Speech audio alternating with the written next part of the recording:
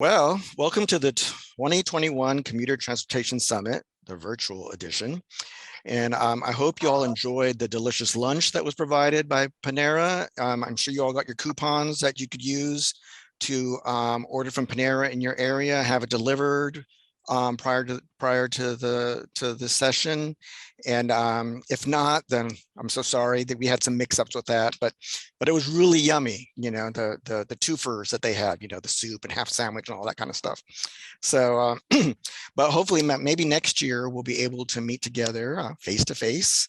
And here's cross your fingers that COVID doesn't mutate into something, Omega or something that will prevent us from meeting in a face-to-face summit. And if we do manage to do that, our goal is to have it in Gainesville, like we were planning before COVID knocked us out.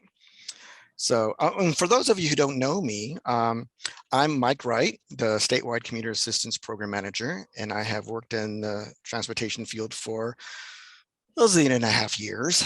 And I got my undergrad degree from the University of Toledo. And yes, that's the school that almost beat Notre Dame this past weekend. And I got my graduate degree in a master's in planning from FSU. And yes, that's the school that almost beat Notre Dame the weekend before. So there's kind of a theme going here. And I've been working with MPOs and CAP commuter assistance type issues for about the last 30 years. So it's been a tough year for commuter issues, and with the lockdowns and the worker diaspora to their respective dining rooms, or for the lucky ones, their home offices, CAPs were caught in a hard place of trying to help commuters who weren't really commuting in any traditional sense. It's been quite a dilemma. So today we're going to hear about an effort to articulate a transit mobility vision for the state of Florida, about the future of electric and transportation, how to refresh your marketing message in the midst of all this tumult, about teleworking and the return to the workplace, and finally about the new regional Vanpool program in Southwest Florida. So let's get the summit on the roll. Our first presentation is the FDOT Transit Mobility Vision Initiative. Now, oh, wait, there was a poll. What was the poll? I needed to talk about the poll, didn't I? Okay, how many commuter transportation summits have you attended in the past? 55%? This is their first. Well, hopefully the first of many. 31%, 1 to 3, and 4%, 4 to 5, 4%, 6 to 7, 1%, 8 to 10, and then 4% more than 10. Okay. That's the geezers like me. So who's talking? Who's talking? Jeremy, mute yourself. Oh, my bad, everybody. Sorry. So our first thing that I said is the FDOT Transit Mobility Vision Initiative. Although the font in the program, it looks like it says Foot Transit Mobility Vision Initiative. And at first I thought, wow, so we're just going to do pedestrians and stuff. But the FDOT Transit Office is in the midst of an effort to develop a mobility vision that will guide the department in future transportation endeavors. And it will be a multimodal with no particular mode having dominance, and will encourage thinking of creative ways to expand the mobility options for Floridians. And our presenter will be Liz Stutts. Liz has been with FDOT since 1993, when she came from Colorado, and has been involved in commuter transportation issues her entire career. She is currently the manager for the FDOT Transit Office, and so she's the grand poobah, and she has for years, going back to Colorado, for years she has annoyingly regaled us for undergrad days in Boulder, Colorado. And as I introduce people, I will tell you a little known fact about them. Some may be true, some may not be true, but who will know? Because like a little known fact about myself is I'm writing romance novels set in the zombie apocalypse. Is that true? It could be true, you never know. And a little known fact for Liz was that when she was a University of Colorado student, she rode the back of the Buffalo mascot across the football field. Can you believe that? And now I turn it over to Liz. Well, thank you, Michael, and thank you for that amazing introduction. Anybody that knows me is going to know that there's no way on God's green earth that I would have been able to even get on the back of the buffalo. But that was a creative potential fact about me that makes me think that maybe you are writing that zombie apocalypse love story. But anyway, my job today is to talk to you very briefly because Julie and the crew have put together a great afternoon of information for you. So I don't want to take up too much of your time, but I did want to talk to you about FDOT's mobility vision and the role that we see our commuter assistance programs playing in that initiative in the future. So over the last 2 years, DOT has incorporated 4 core principles that we call the Secretary's Vital Few into everything we do. The Vital Few includes improve safety, enhance mobility, inspire innovation, and foster talent. And those 4 principles are woven into the fabric of the department's mission. Simply put, the Vital Few represents a people-centric view of our transportation system, focused on improving safety and enhancing mobility for all of the people and visitors in Florida, and inspiring innovation and fostering talent with our employees to achieve these important goals. So our office, the transit office here at DOT, incorporated these principles into our office vision, which is to proactively develop and deliver a public transportation system attuned to customer mobility needs in practical yet innovative ways. So what we are endeavoring to do is to use stakeholders to develop strategies for reducing traffic congestion and travel delays while developing seamless connections when a one-seat ride is not an option.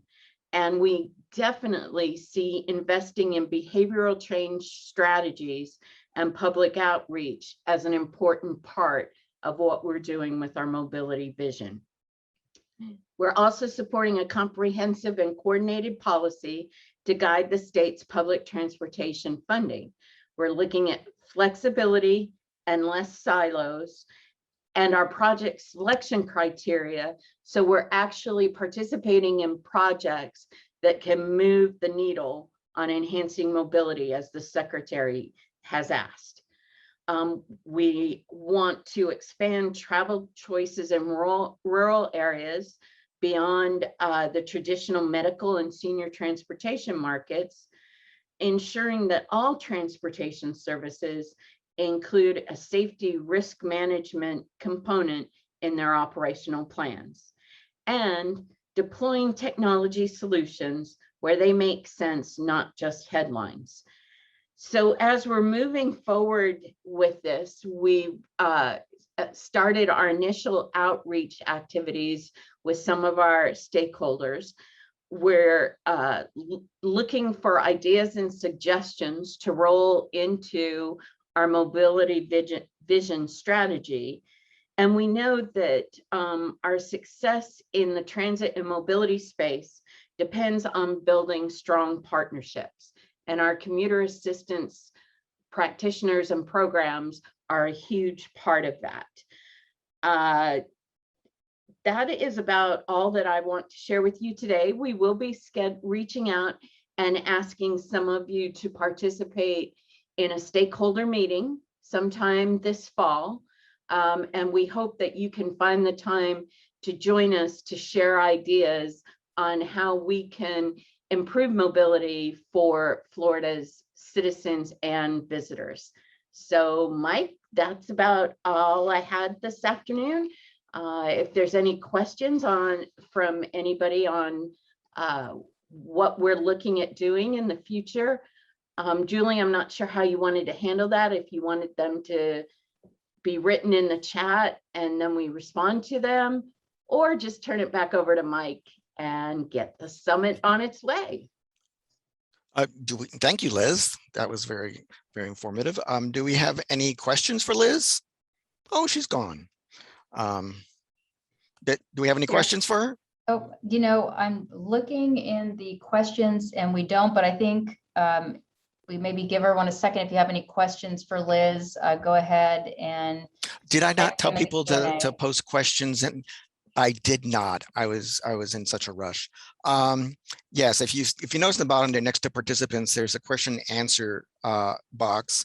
And if you go down there during the presentations and as it comes to you, write a question, and then we'll go over them and ask them to the presenter.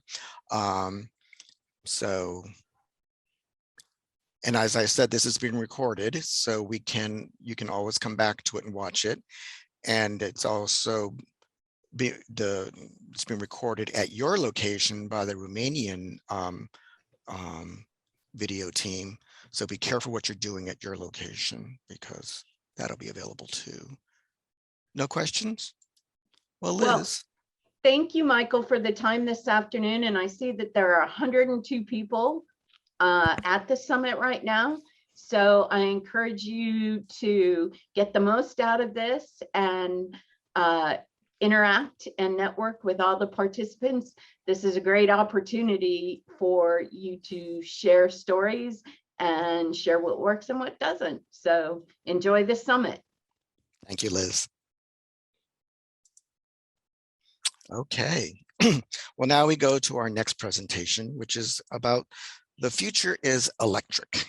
And from electric bikes to electric transit buses hitting the streets, the options for employees to fuel their commute on electricity is plentiful. This presentation will feature an introduction to electric vehicles, EVs, EV charging, and the importance of workplace charging in an ever-expanding market. This is very timely because the president has just unveiled, over the last few weeks, a whole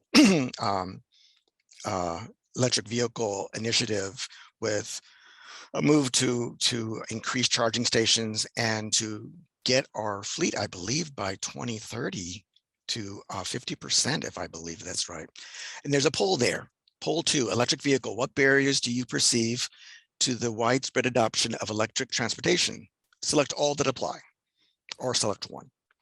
And when we close it, Christine will give us the results. And there we have it. The largest one is availability of infrastructure. I presume that means the charging stations. And then the cost is 55%. Consumer awareness, that'll grow and improve as there's more vehicles out there and more interaction on the topic. Consumer interest, that'll grow too. And then model availability, that'll grow too. So we shall see. Our presenter today is Kelly Yearick. Kelly joins us from Portland. So it's before lunch, I believe, in Portland, and where she leads a program to boost electric vehicles and access to shared electric transportation. In her work, she brings together diverse stakeholder groups to design and implement impactful programs. Kelly has a master's in environmental management and sustainability from the Portland State University and a bachelor's from UNC Chapel Hill. And a little known fact about Kelly, Kelly was a professional ballroom dancer and auditioned for Dancing with the Stars, but had to retire because of a terrible bout of vertigo. And so with that, Kelly, if you turn off your mute, you can begin there. All right, thank you, Mike, and thank you all for having me today. So as Mike mentioned, my name is Kelly Yearick, and I'm a senior program manager at Forth. I'm going to be talking today about electrification of transportation and the workplace. So bear with me, I have a lot of slides to get through today, but of course these will be available to you afterwards, and I will be here all day for questions. So yeah, on this next slide, thank you, Christine. So I work for a nonprofit trade association called Forth. Our mission is to accelerate the adoption of clean transportation, and we do this through hosting conferences and webinars, We do policy advocacy, direct consumer engagement, and finally, we lead demonstration and pilot projects. All right, so jumping right in, I'll break down the two major types of light duty electric vehicles. Those that are fully electric, such as the Tesla Model 3 or Volkswagen ID4, are called battery electric vehicles. Those that are plug-in hybrids are vehicles that have a battery and electric motor, as well as a gas tank and powertrain that can be used when the battery runs out. Plug-in hybrid electric vehicles are great for folks that have shorter commutes, but wish to take longer trips on the weekends without ample access to charging infrastructure. All right, can go to the next slide. All right, so there are a number of reasons why one might choose to switch to electric mobility options, including the environmental benefits. So it's estimated that there are about $10,000 worth of social benefits due to improved air quality for every electric vehicle that's on the road to reduce localized tailpipe emissions. Other reasons are, of course, financial. So electric vehicles are cheaper to operate. They keep energy dollars local, and utility bills are typically fairly low. And then finally, another reason why you might adopt an electric vehicle or electric bike, for example, is because the technology itself is just fun. And we believe it's a trend that's going to stick around here into the future. You know, as Mike mentioned in his introductory remarks, this is definitely something that the Biden administration is prioritizing investment in. And so I think my discussion today is really timely, and definitely looking forward to digging into this with you all. So a bit more on some of the environmental side of things. This map shows that the miles per gallon that a gas car would need to get to be less emitting than an EV powered by electricity in the region. So taking Florida as an example, a gas car would need to get 71 miles per gallon to be a better option emissions-wise than an electric car powered by the electricity in your grid. All right, next slide. So I mentioned this already as well, but because they run on electricities, electric vehicles benefit from both a more stable fuel cost as well as a lower one. Electric vehicles are much cheaper to maintain because they have fewer moving parts as well. So it's a win-win for the overall maintenance and ongoing costs associated with owning an electric car. Next slide. So shifting gears just slightly. So the reasons I've just elaborated on can help explain why electric vehicle sales are growing exponentially, both in this country, but also worldwide. We don't see this stopping anytime soon.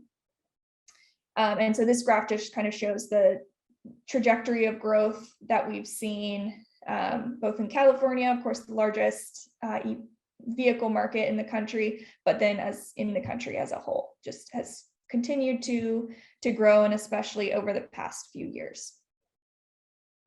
All right, next slide. So there's a lot of words on this slide, I understand. I won't dig into a lot of the specifics, but I just want to highlight that nearly all manufacturers in this space, including several new ones, have made the commitment to go electric. The significant progress to be made just in this decade, as you can see it by some of those commitments there in the right-hand column. All right, next slide. So I would be remiss if I only talked about light duty electrification today. There are, of course, tremendous greenhouse gas savings to be had in the medium and heavy duty space. To highlight just a few, there are currently around 650 electric transit buses in operation in the United States.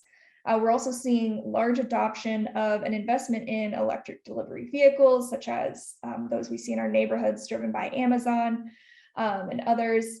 Electric garbage trucks are becoming more prevalent, as well as some of the long haul, larger trucks are being tested and piloted, both here on the West Coast. There's a few here in our backyard in Portland, but all over, I think we'll begin to see them be more prevalent in the landscape.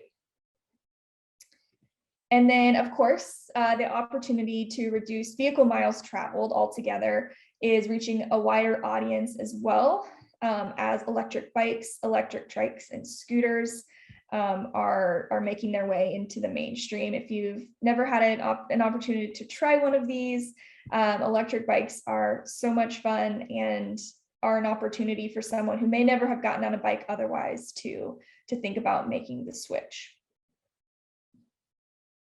Okay, so briefly, I just want to talk a little bit about charging infrastructure. You can go on to the next slide there. So there are a few different types of electric vehicle charging. So level 1 is basically what you might expect to find at your home. No special equipment required. You can just plug in your vehicle straight into a 110 or 120 outlet. What I want to talk a bit more about today is really in that level 2 realm of charging, because that's what we're most likely to see and install at the workplace for employees to use. It's not the fastest type of charging available, like you see on the right, to the right of the level 2 photo, but within a workday, within just a few hours, you're able to recoup more than your daily commute's worth of battery range. Okay, let's go ahead and move right along. So hopefully I provided some helpful context around both the market conditions we're seeing and getting you a little bit interested in learning more about the vehicles themselves. But I do want to focus a little bit on the infrastructure. But to drive the point home, we do expect EV sales to continue to increase year over year, and the need for more investment in charging infrastructure will continue to grow. So there are several reasons why a business or an organization might be interested in installing workplace charging. And the evolution of workplace charging infrastructure at a particular property will look different on a case-by-case basis. That said, making the decision to provide access to EV charging infrastructure at the workplace can bring a number of benefits. Studies have shown that 52% of employees believe that their employers should be doing more for the environment, so making the commitment demonstrates leadership in this space. In addition, research has shown that employees with workplace charging are 6 times more likely to drive an electric vehicle. Simply seeing charging stations and being more aware of their coworkers that drive electric can go a long way in convincing people to make the switch. And finally, if your business is in the process of transitioning its fleet to be electric, there may be opportunities to leverage workplace chargers during the evening hours to charge fleet vehicles, thus cutting down on charging costs. All right, so just to kind of further drive the point home that I made on the last slide, commitments to electric transportation are one way to show employees that you have a strong social and environmental practices at the core of what you do. This is something that millennials, the kind of the heart of our job market or our workforce right now, are looking for in an employer. Okay, so aside from the employer benefits that I just talked about, workplace charging is immensely valuable to employees, especially those without access to charging at home. Currently, about 30% of EV drivers do not have access to home charging. And as the adoption rate continues, a larger portion of electric vehicle drivers will live in multi-unit dwellings or apartments, condos, or not have access to parking or charging at home, and will likely face charging gaps that can be filled at the workplace. A little bit further to the point, for drivers that own plug-in hybrid electric vehicles, being able to recharge at work also allows them to maximize their electric miles traveled by recouping the electric fuel that they used on their commute. So your workplace is the second most likely place for EV owners to look to charge their vehicle. So there's a huge opportunity for you to be able to provide that service to your employees. Okay. All right, I'm doing okay on time, so I'm going to go ahead and do this slide really quickly. So the last thing I want to spend a little time today on before wrapping up is just looking at a rough timeline for an electric vehicle charging install at your site. So I first want to highlight that this roadmap here both begins and ends with engaging your employees. It'll be important to educate and secure buy-in from leadership, and in many cases, create a team of stakeholders to carry out that process. Once buy-in is secured, the next steps are to complete a site assessment to evaluate what's feasible at your site, then to estimate demand, such as through a survey. I'm sure you're all very familiar with surveying your employees on their commuting behaviors. Next will be identifying a vendor and long-term management plan for the chargers. You'll need to determine who will be responsible for maintaining the chargers, what policies you'll put in place around using them, and who will be communicating those policies out to employees. Next, during a site assessment is a great opportunity to get in touch with your utility as the provider of that fuel.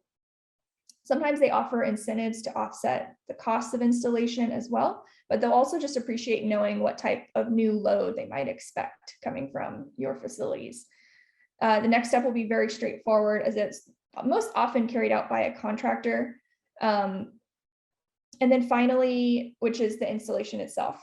And then finally, program implementation cannot be overlooked.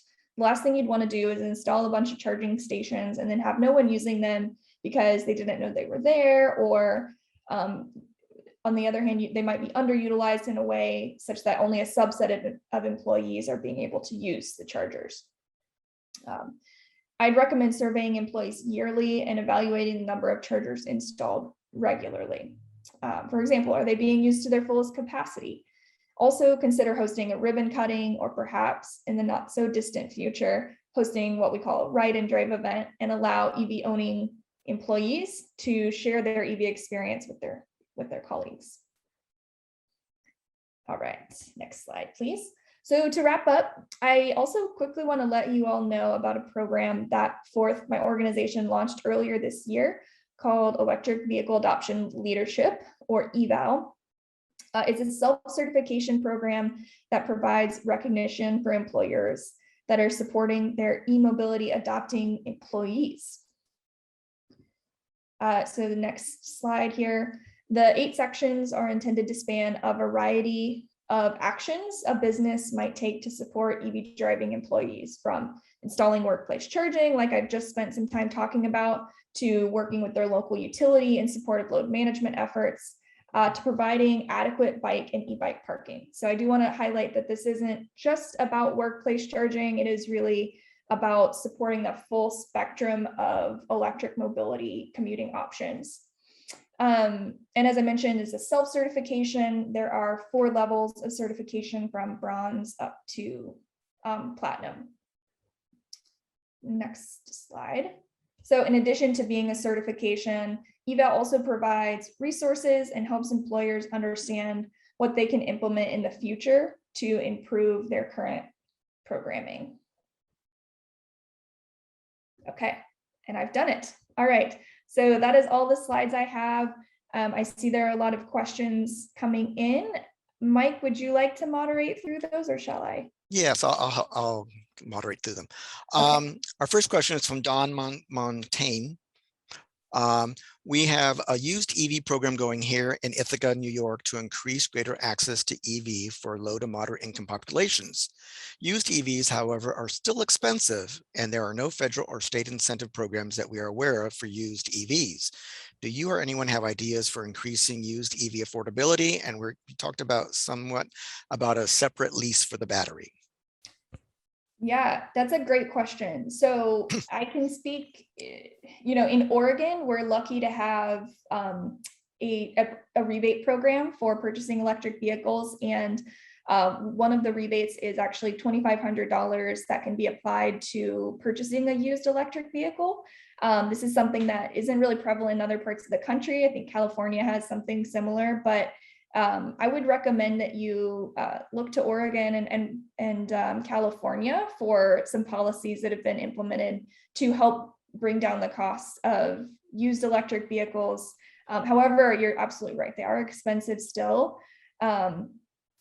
And one other thing to consider is that all vehicles are really expensive right now, unfortunately, due to the global chip shortage that's going on. So, I think recommending holding off until the market kind of levels out a little bit is probably what I would recommend. Okay. How long do the batteries last on a electric vehicle? Yeah, great question. Most of them are warranted by the manufacturer for about 8 to 10 years or 100,000 okay. miles. Okay. So, and that's all you have to replace is the battery. The rest of the engine is fine. Pretty much, I think, I own an electric vehicle myself. And when I purchased it, I was told the first time I needed to go in for service was at 200,000 miles. So, I don't expect to really be replacing anything other than, perhaps my tires every few years. Okay. Our second question here is from Vanessa Wheeler. Are there recommended resources for local commuter groups to expand access to charging stations in their regions? I guess you can answer for a Portland area. Yeah, I would say, I think the eval program that I mentioned at the end of my remarks is probably a great place to start. What we hope to do is really create a network of employers across the country that are installing charging or have really unique programs and partnerships with maybe their municipalities or their utility.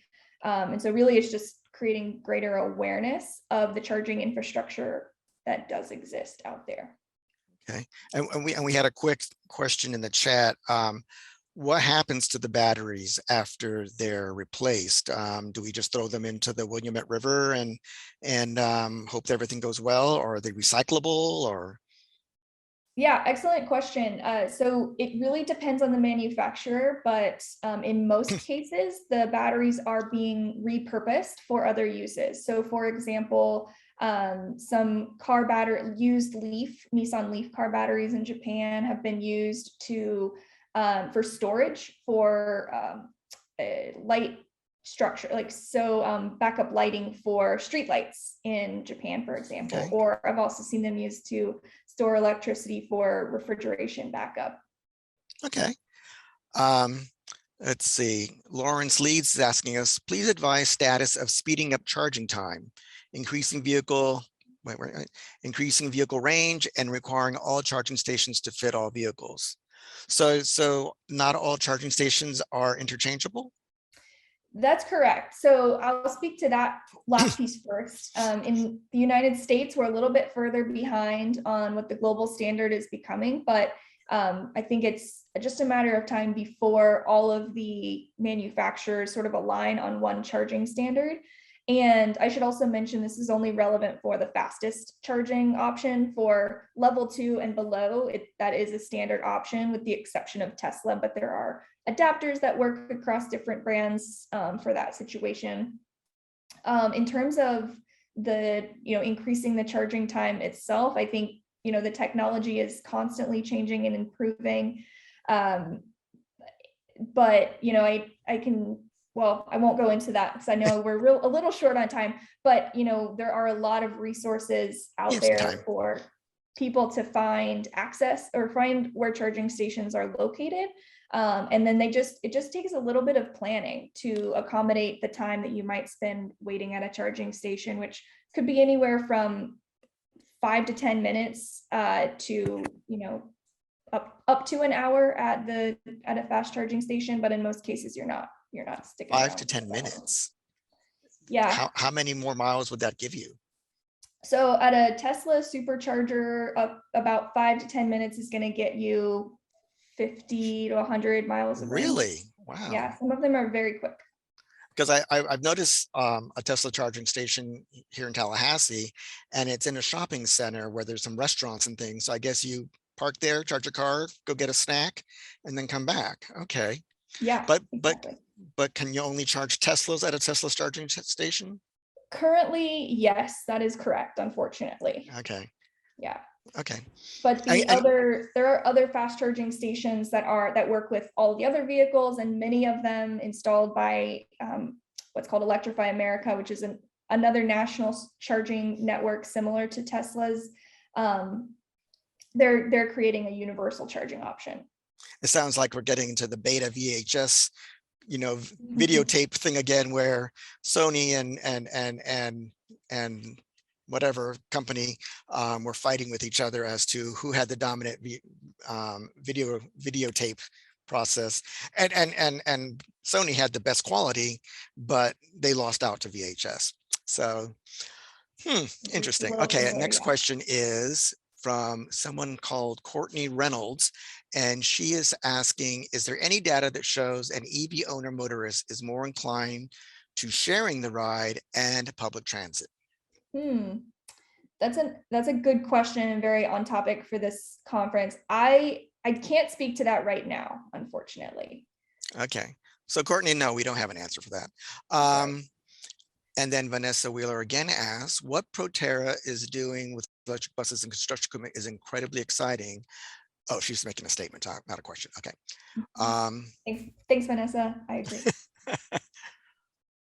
Is there a model to estimate the cost of charging a car 8 hours a day at an employer? What does that mean? I'm guessing they're asking how much they might expect to incur in terms of electricity costs for someone charging. Is there a different cost if you're doing a slow charge as opposed to a fast charge? Is there a surcharge to get it fast? There can be for the site host if they are subject to demand charges through their utility. But most likely at a workplace, the employee is not going to see those price differences. And B, I would hope that the employer is working with their utility closely enough so that they're not really going to see changes in the price of their electricity for charging that might be happening.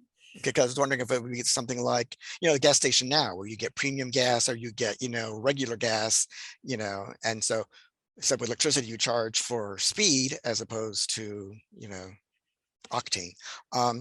Let's see. And it says, that is true for public charging. Yes, you're correct. It says, anyone tracking if there are charges to charge? You mean is that asking if there's a surcharge? Oh, is that Karen? Is there if there's a charge to charge, like a fee to even begin charging? Okay. That's I'm guessing that Karen is asking about the workplace specifically, because most public charging you're going to expect to charge. But at the workplace, it really depends on why the employer's reason for doing it. But I would say in more cases than not, employers are choosing to charge their employees to charge their vehicles at work. Well, wait a second. So at a public charging station, you put your credit card in and you start the charge, but there's a charge even before you start paying for the electric charging? No, this is getting really complex.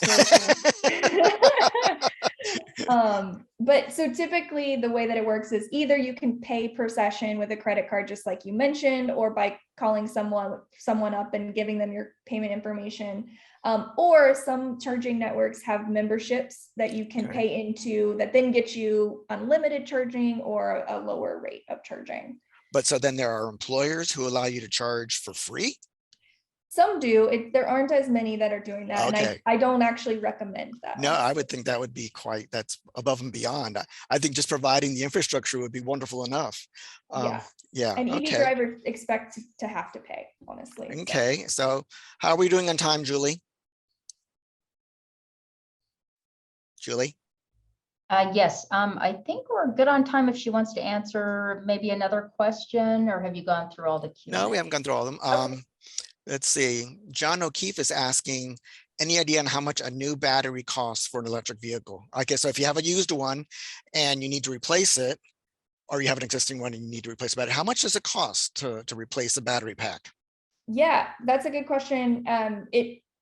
It kind of depends on the size of the battery pack, but I would say for a new one, you can expect a new one that's going to get you around, what the standard is, which is about 250 miles of range. It's going to be about probably $6,000 to $8,000 for a brand new one. However, another thing that many manufacturers are doing as a way to repurpose old EV batteries is actually refurbishing them and selling them as, used or refurbished EV batteries. And those you can get for, a third of the cost of a new one. Huh. But they're just made up of cells from other car batteries that have just kind of been piecemealed together. Okay. So and you say there's different sizes. So is this like a V4 up to a V8 type thing, or, for current gasoline car terminology? Yeah, the easiest way to think about it is how far you might get. So the size of your gas tank would be a comparable comparison. Okay. Yeah. Okay. So they range from anywhere from about 100 miles for the lowest range all electric model up to 300 miles plus. Oh, and Jay Lambrix has a comment here saying Tesla will be opening up their fast charging stations to other brands within a year. And I'm sure they're probably there might be a fee for that to charge a non-Tesla at that fast charging station. But hey, if it's available, it's available. Is that have we answered all the questions? I think so. Also, Mike, I just wanted to tell Kelly and the other presenters that if you do have time and there are questions that haven't been answered, you can just go into the Q&A and type an answer in for any questions there. So I don't know if you have time, but might be a few extra questions, so you can answer those that way also. Okay. Sure. Happy to do that. Thank you all. Well, thank you so much, Kelly. This was very, very good. Thank you. All right. Have a good one. You too. Okay, and now we are moving on to our next presentation, and it's the topic is refresh your marketing message. If you're wondering how to reframe your program's pitch to employers and commuters, FDOT's Commuter District 5 CAP, Rethink Your Commute, explored the different types of messaging that TDM programs used before and during COVID-19. Which will influence the development of a new marketing plan. Here are highlights of the lessons that the Rethink Your Commute team learned and how they anticipate reframing the benefits of the TDM strategies in a post-pandemic world. This sounds very, Walking Dead-ish, whenever we talk post-pandemic. Our presenter today is John Hamill. John is a marketing professional specializing in intermodal transportation. His strength lies in conducting market research and analytics to make fact-based decisions. Always like fact-based decisions. And while I'm talking, there's a poll up there. It says, do you have a written marketing plan for your agency or company? And choices are, yes, we have a written marketing plan. No, we do not have a written marketing plan. And the last one is, I'm not sure what a written marketing plan is. So pick one. And I just want to say that John has managed to straddle the collegiate divide in the state of Florida because he has a degree. His undergrad degree is from the Gators, from University of Florida, and his graduate degree, his Master's of Business Administration, is from Florida State University, which lost to Notre Dame 2 weekends ago. And but before John migrated his way to Florida, he attended briefly at Case Western Reserve, where he was a linebacker on their football team. So, but that's not his little known fact. His little known fact is his favorite uncle, Mark Hamill, is better known as Luke Skywalker. So, and do we have any results of the poll? 49% says yes, we have a written marketing plan. 25% say no, we do not have a written marketing plan. And 25% say we don't know what a marketing plan is. So with that, I will let John take over. Thanks, Mike. And yes, Uncle Mark, as many of you know, Luke Skywalker, we see each other during the holidays. It's always a great time to get some Jedi training. So good afternoon again, everyone. As Mike mentioned, I'll be speaking to you all today about refreshing your marketing message, and I'll be using one of the Florida Department of Transportation's commuter assistance programs, Rethink Your Commute, as a real-world example to showcase this in action. So here's today's agenda for my presentation. I'll start off with a brief reintroduction of myself. Mark Hamill is not my uncle. And I'll cover some Rethink Your Commute recent history, which will set the stage for the unique opportunity we're currently navigating with the program. Then I'll go over behavior change, which is the ultimate goal for our marketing efforts, which is something that Liz mentioned at the very beginning of our presentation session here. And I'll do an overview using something called the PESO model as a means to focus this marketing effort. And then I'll wrap up with an example of behavior change marketing and allow some time for some Q&A. So we'll go to the next slide, please. One more time, my name is John Hamill, and I'm a Vice President of Global 5 Communications, a full-service marketing, public relations, and outreach firm in Central Florida. I've been in the transportation marketing industry for the majority of my 15-year career and came on board with Global 5 back in 2019. Next slide, please.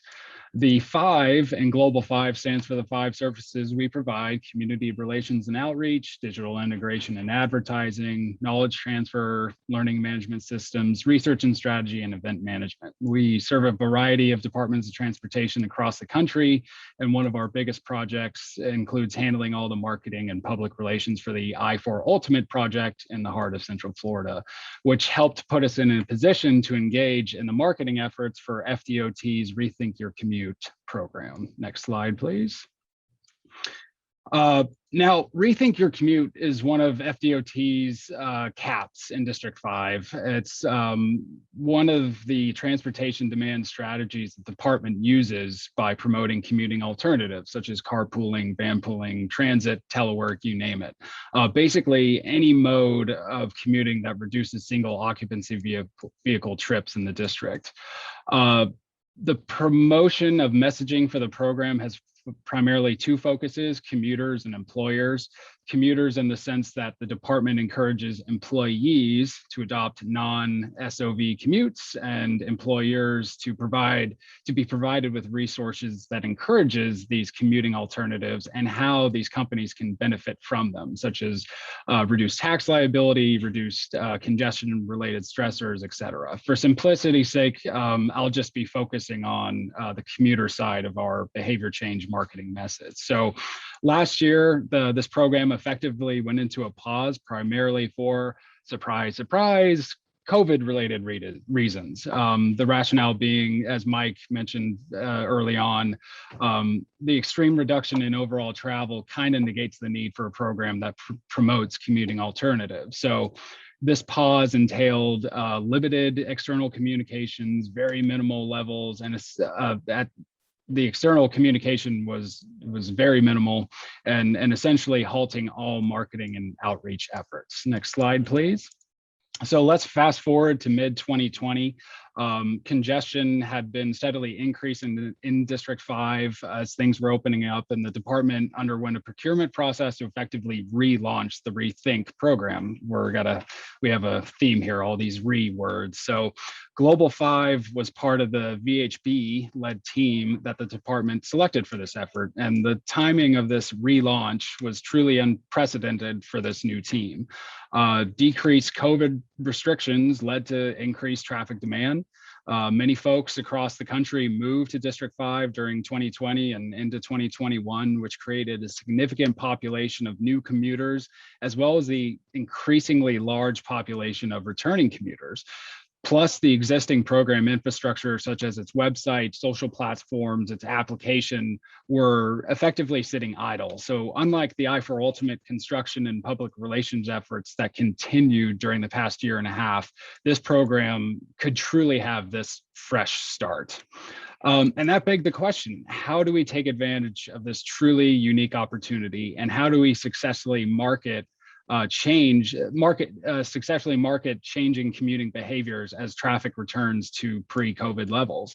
Because that is, from a marketing perspective, the ultimate task: changing behaviors, getting folks who currently or used to drive alone to work to rethink their commute and adopt a commuting alternative. Well, in order to change behaviors, we first have to understand behavior change. Here's a visual representation of the stages of behavior change from a commuter's perspective. By and large, it's applicable to adopting most products and services, but this is tailored to commuters. At the very basic level, awareness and education is needed. People need to know commuting alternatives or that the Rethink Your Commute program exists. If we get someone aware, then we can attempt to get them interested. So Rethink Your Commute promotes commuting alternatives, which is kind of a service, but it also has a product to market, the Rethink Your Commute app. In high-level terms, this app rewards commuters with gift cards and other perks simply by recording their non-single occupancy vehicle trips. This is an aspect of the program that can lead folks to the next stage of behavior change, which is desire. A commuter interested in earning rewards has the potential to desire an Amazon gift card simply by recording their carpool trips on the Rethink Your Commute app. Now we're setting the program up for the action of change, and that allows us to set the program up for the action of changing commuter behaviors. Next slide, please. These stages of behavior change is based on the social cognitive theory. It essentially is a cost-benefit model of behavior change relying on 4 factors: incentives, risk perception, benefit perception, and self-efficacy, or the ability, or someone's ability and the resources that they have available. Next slide, please. So how do we get this type of messaging across? One of the most efficient models in public relations and marketing firms like such as Global 5 would use to create awareness, interest, desire, and ultimately action is called the PESO model. And we'll go on to the next slide. So PESO stands for paid, earned, and shared and owned media. And we tug on these strings as much as we can to enact behavior change. Paid media, I believe most people are abundantly familiar with. These are advertisements and sponsorships, paid ads, radio and television spots, basically pay to play to get your message across. The earned media is news media relations, achieving profiles and showcases in the blogosphere, and believe it or not, exactly what I'm doing right now, giving a presentation to a captive audience. And here comes the shameless plug. For those of us in attendance that live in Florida's District 5 and have the ability to work from home, now you are aware that Rethink Your Commute app exists, and you should be interested to earn rewards and have the desire to download the Rethink Your Commute app and start earning rewards simply for recording your virtual commutes. Download the Rethink Your Commute app from the Apple Store or Google Play. It's as easy as join, record, and earn. Shameless plug, I know. Next, we have the owned media sphere, which are the assets under the most control any firm or government organization has. These are the websites websites that these organizations would host, the internal communications that we disseminate, and the webinars and the videos we produce and also host. And lastly, and probably equally as known as paid media, is shared media. These are the social platforms which allow more user interaction, but it also entails co-branding efforts. We cover all these bases and customize our messages and content based on our media and the audience to reinforce the overall behavior change message. So next slide, please. I've included this visual representation of the behavior change process based on the social cognitive theory as a guide to reference as we cover our behavior change marketing example that I'll get into. Essentially, the incentives need to be good enough, the risk perception needs to be low enough, and you need to possess the resources in order to change your behavior. If one of these is lacking along the way, as a flowchart shows, we're not going to achieve our desired outcome. So let's get to the next slide, please. Let's return to the Rethink Your Commute app that District 5 commuters, hopefully during this presentation, have started to download. It's one of the unique aspects of our commuter assistance program that, due to the pause of the past year, has been underutilized. And our goal is to increase its usage across the district. And if there's one thing we know about having to, make sure we devote our resources in the right spot, it's that we don't need to do any research to know that there are thousands of virtual commuters out there in District 5 that could be using our app and earning rewards today. So that was the game plan. Let's target this low-hanging fruit. Now, reality check time, the other resource consideration that we had to take into consideration of the peso model is that paid is kind of not a, it's not an avenue that we see is going to create the benefits and the results that we want. One, ad space is not cheap, and tracking the true return on investment is difficult. So we need to create a virtual commuter-centric marketing campaign that creates awareness, interest, and desire. Next slide, please. If we craft a newsworthy press release to garner enough media attention to showcase the program and its app, that's an example of earned media in action. In these cases, you need to be prepared for media availability and key messaging to ensure that you reinforce that join, record, earn message. On the shared front, the distribution of content via social has the potential to expand programs' reach to places that we're not even aware of, and have a good amount of potential.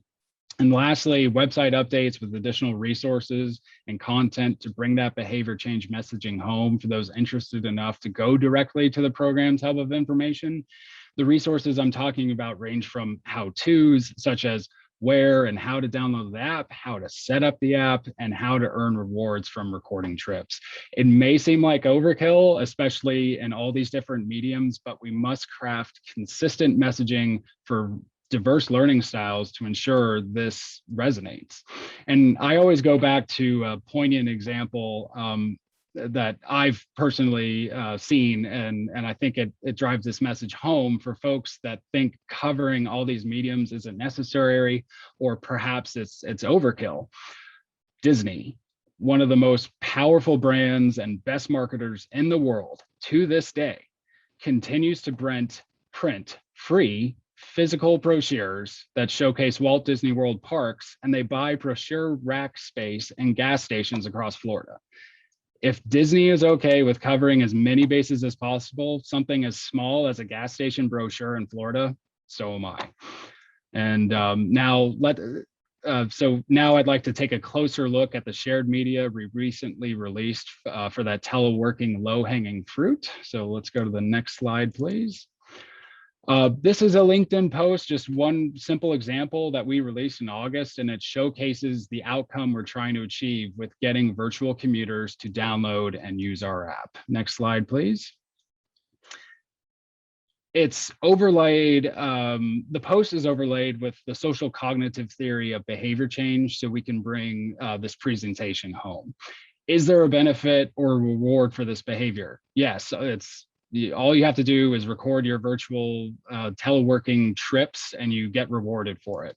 In terms of the risk perception for virtual commuters, just about anyone would argue it's only applicable if they're not supposed to be teleworking. The risk factor is minimal. So we'll move on to the benefit perception from there. I'm trying to bring home how low-hanging fruit this demo is. So does the benefit outweigh the risk of bad behavior? Well, again, we're talking to folks who already are teleworking. So the risk is really essentially zero. We can move through the flowchart to the self-efficacy question. Am I able to make a behavior change? Chances are, if you're able to even see this LinkedIn post, you're able to download an app. The folks we're targeting with this messaging have the resources, they're aware, and ideally are interested enough to have a desire to earn rewards simply for recording their virtual trips on an app. Voila, behavior change messaging for virtual commuters. And with that, next slide, please. I just wanted to use this as an opportunity to thank you all for giving me the chance for that selfless plug, and I'll thank you for hosting me today, and I'll take any Q&A. Okay, very good. Let's see. I have a question. Sure. In your analyzing through this marketing refreshment, has there been much, I don't want to say pushback, but just resistance, I guess, for people because of the pandemic, because of they're just very reticent about going in a bus with other people, going in a vanpool or carpool. It was hard enough beforehand to get people to consider, sharing a ride with people. And now I just Right. wonder if it's even more difficult. Right. So, Mike, I'll tell you that doesn't help. It's an aspect, you're right, that we didn't have to overcome before. So, right, wrong, or indifferent. The research that we tabulated basically said the transit agencies that showcase either the safety procedures, the cleaning process that they go through, the whatever it is, COVID related, the overall health messaging helped get people back on board. Now, was it the timing factor? Was it just, oh my gosh, I can't work remotely anymore? It's really hard to say. But at the end of the day, again, that's why I say this right, wrong, or indifferent message. It's out there. It's consistent usually with the transit agencies, and they've seen a relative amount of success from doing that. So that's one of the things that our program is also incorporating, because transit is one of the key things that we rely on for folks to rethink their commute in District 5. And we're using that same type of messaging to basically reinforce the message. It's safe to use transit. And you're going to, if you're capable of utilizing transit, it's got to be less stressful on your commute. You're going to be, being more green. You're going to save a lot of money. There's so many strings you can pull on when it comes to getting people interested or kind of that desire factor to think about their commuting alternative. So another one, vanpools is an option that we rely on heavily. Carpooling, obviously, folks close in a confined area. We incorporate that transit-esque safety messaging into that as well. So right, wrong, or indifferent seems to be the way to address this. To your point, it's not easy. It was a factor that in 2019 people will be like, what, riding transit's perfectly safe. Now you're right, there is that additional factor, and we have to overcome that. Okay. Someone put a chat up there asking, what is Rethink? And I want to say Rethink Your Commute is the Commuter Assistance Program. It's the title of the Commuter Assistance Program for District 5 in Central Florida. It includes Orlando and Daytona, Ocala, and Disney World and all those areas. Lakeland? No, that's in District Yes, 1. it does. It includes, that's District 5. Is it? Okay. Yeah.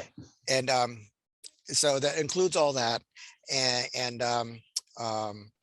So it's not the marketing plan. It sounds like a marketing plan name, Rethink Your Commute, but it was just a name, a catchy name they decided to use rather than just, Commute Connector, or not that isn't a good name, or Commuters of North Florida, or Ride On, or anything like that. They decided to use that because it got people's attention and got them asking questions.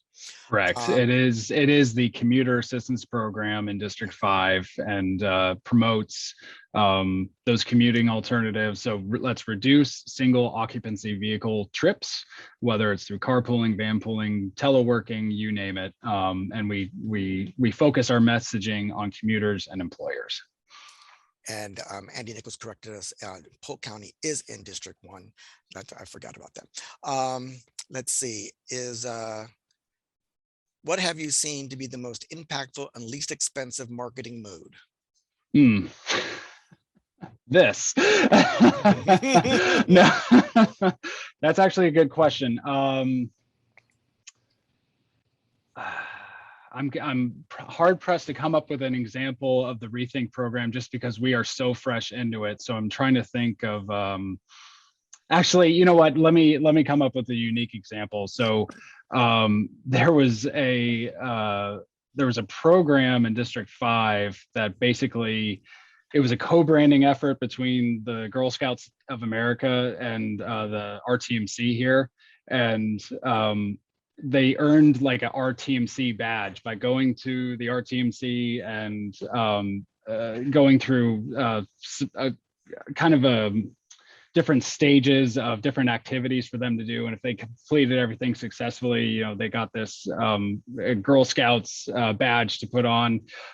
It seemed like such a low tech, such old school marketing effort, but it trended pretty well. I have to admit. I personally, I didn't come up with it, but it's just one of those unique things that there's so many avenues to, you know, we have to cover the bases. We have to cover, you know, depending on your budget, television, social, website, all that stuff. But, you know, when we're talking about government programs, you have to get really creative, and to showcase, if you want to showcase the RTMC or the Girl Scouts of America, to do that, where this co-branded event, it just resonated with my heart for some reason when that question was asked. Is like, that was so low budget, so low tech, and everyone involved had a great time. And obviously the Girl Scouts that were there might think about a career in transportation or with the Florida Department of Transportation. So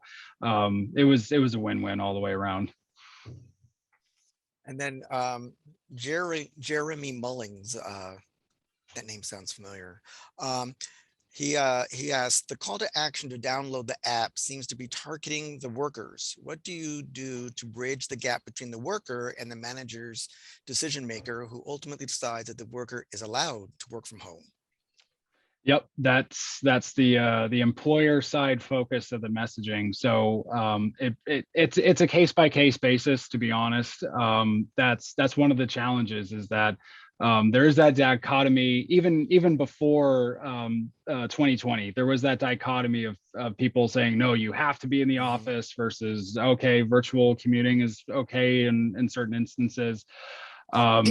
Yeah, it's a challenge. That's why I say it's on a case by case basis. Now, what we do is we provide resources that basically showcase how virtual commuting can be done effectively, efficiently, and is one of those avenues to increase productivity if it's done correctly. So we provide those resources online via toolkits that employers can download, sift through, use their own internal distribution to basically level set what their employees need to adhere to when it comes to a virtual working schedule. So yeah, and also there's a face-to-face interaction that, you know, depending on the employer, that we can sit down, and that's one of the services that Rethink Your Commute provides, is basically that employer consultation to say, here's how you can rethink your workforce's commute, whether it is doing transit or carpooling or vanpooling or teleworking, and basically seeing how that works out for them.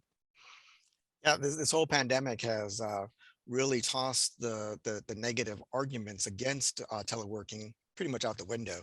Because I know here at FDOT, we prior to the pandemic, you know, a lot of managers were just, you know, no, I don't know, we can't do that, no, right, you know.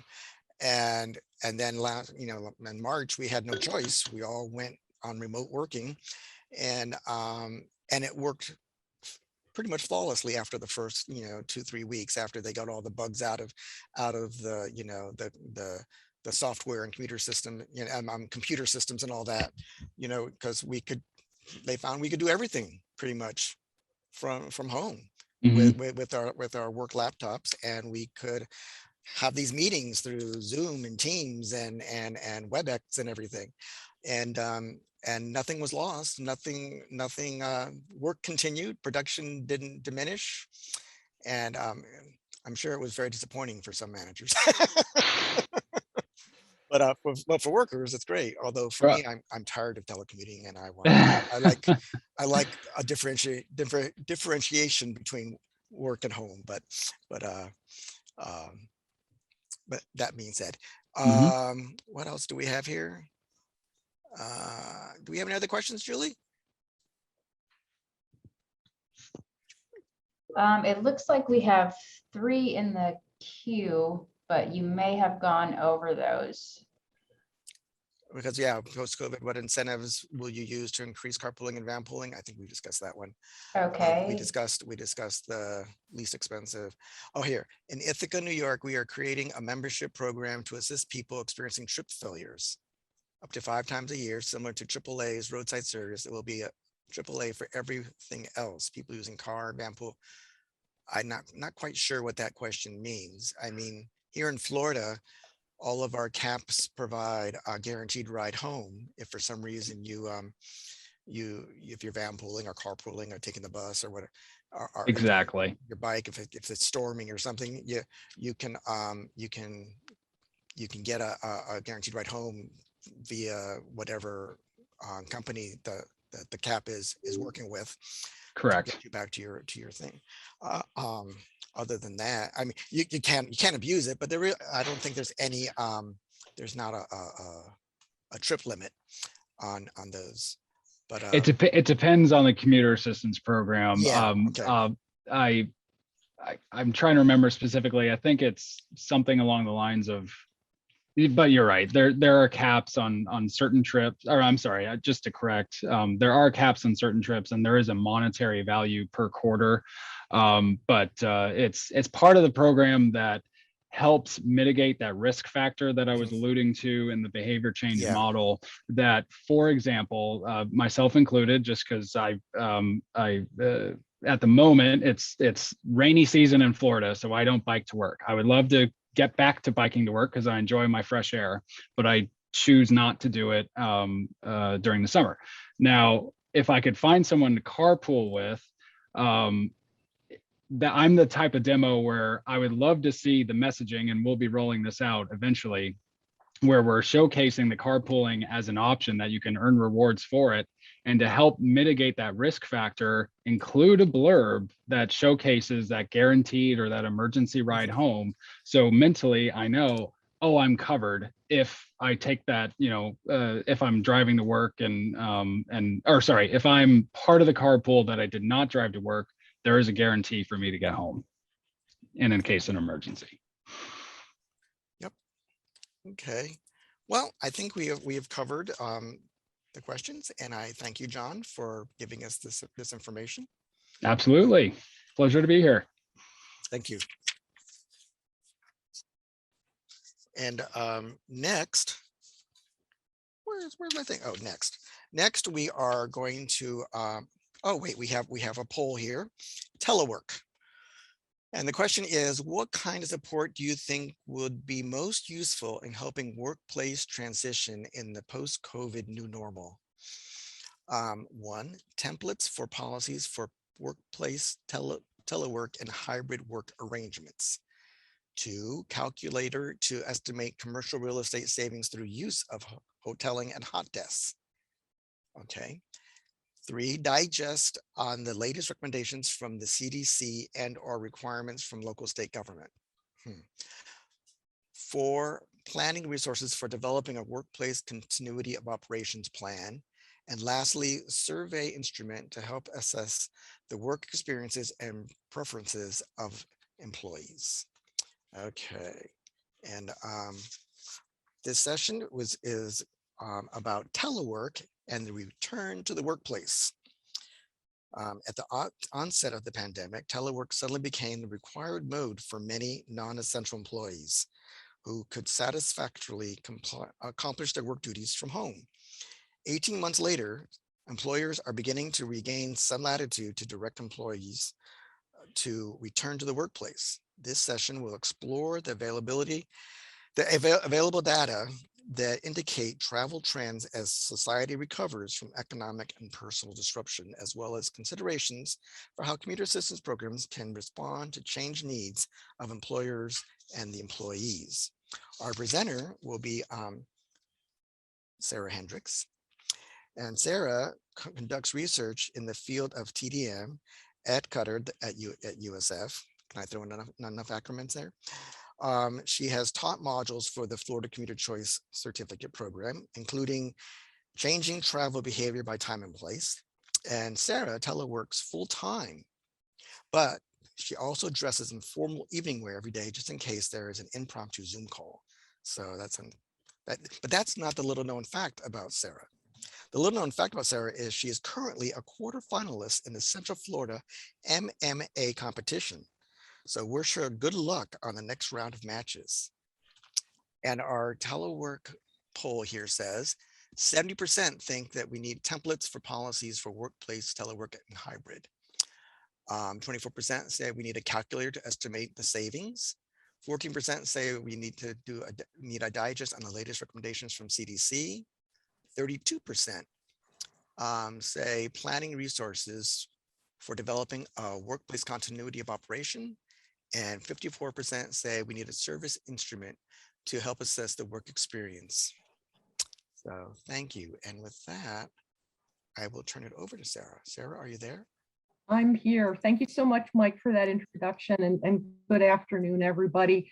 So I'm going to talk about the available data on telework trends, and also what we think we know based on some surveys that have been done, and then also what commuter assistance programs can do to respond. Next slide, please. So prior to the pandemic in 2019, of the 167 million workers ages 16 and over, looking at the national trends, the green bars representing the number of millions who worked at home, that's approximately 9 million workers. And the gold bars represent the percentage, and that's about 5.7%. Next slide, please. So then if you look at Florida's numbers, that is 10 million workers in the state of Florida, 688,000 of whom worked from home, and that's about 7%. Next slide, please. So then the pandemic hit, and the Bureau of Labor Statistics does monthly surveys of households and of establishments. Now, as of August of 2021, the nationwide unemployment rate is at 5.2%. Presently, the total employed population is 153 million. So that's down from 167 million in 2019. So we don't really know yet when this pandemic is going to be over, but we do have a sense that perhaps some new commuting patterns might emerge. Next slide, please. So the big question that I think many of us want to know is, are changes in human activity patterns and travel behaviors going to persist in a post-COVID-19 era? So at Arizona State University, they're conducting a panel survey to chart the impact of the pandemic on travel patterns. And the first survey wave and data are now available that gives kind of a glimpse of some of the immediate impacts that happened when the pandemic struck. And so their survey reported an increase in telecommuting from 13% to 26%. And the researchers noted that their survey participants were strongly biased toward educated information workers, which explains why this is much higher than the 5.7% nationwide. But some of their other results in the survey showed marked increases in biking and walking, people moving out of urban areas, a decrease in air travel, an increase in online shopping, and all of this perhaps suggesting a future new normal. Next slide, please. So shortly after the pandemic shut down in March of 2020, the US Bureau of the Census instituted something known as the Household Pulse Survey. So this survey is distributed to a random sample of addresses nationwide every 1 to 2 weeks. And the purpose of the Household Pulse Survey has been to support the nation's recovery from the pandemic. And it poses a number of different kinds of questions relating to employment, household arrangements for childcare, food security, health, household spending, whether people intend to get a vaccine, and the like. And initially, their phase 1 survey had no questions about transportation or telecommuting. Starting in phase 2, they added a question about telework. And so initially, Nationally, work at home went from 9 million prior to the pandemic and grew about 8.5 times to 86 million by the end of August 2020. And then it stabilized. So not much change from August 2020 to April 2021, which is an 8-month period. Now the survey, the bar chart that you see here represents the period of April 14, 2021 through July 5th. And this represents all of the pulse surveys released during that time, during a 12-week period. And what we're seeing is that teleworking activity has continued to remain stable, although it is going down gradually. So during this time, if you look at the green portions of each bar, this represents those who teleworked because of COVID-19. And that went down from 66 million near the end of April down to about 58 million by July 5th, which might be a low estimate because the beginning of July is when a lot of people take vacation. And those are the households where at least one adult in the household teleworked in the last 7 days. The beige ribbon there represents those who teleworked during the period, but not because of COVID-19. And then the yellow part represents those who reported that no adult in the household teleworked in the last 7 days. Next slide, please. And so the most recent phase of the household pulse survey, known as phase 3.2, covers the period from mid-July through the end of August.